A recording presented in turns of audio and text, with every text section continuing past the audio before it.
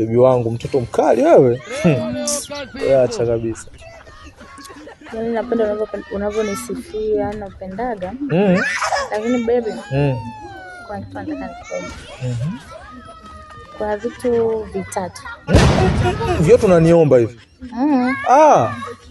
Kweli sasa unajua sasa hivi tumeshaoana, mimi ni mke wako ni. Kabisa. Naweza nikakuomba chochote, si ndio? Mimi naomba uache kubeti. Bwana baby, mbona sijaweza kuongea? Endelea. Kwenda na wale rafiki zako sipiki na nani wale? Akina papi. Naendaga kubeti. Sipendi. Cha tatu kabisa ni unachelewa kurudi nyumbani. Unakuja zako hapa saa 6 mimi sipendi. Nikuuliza eti kisa mpira. Mbona sipendi unaenda kuangalia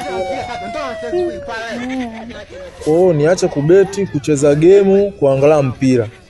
Sababu unachelewa kurudi bwana. Kingine? Cha 4 sasa. Nataka niambie wewe. Nikwambie mimi cha 4. Sasa cha 4 nakuacha wewe. Nini? Nakuacha wewe. Mama, utalipa.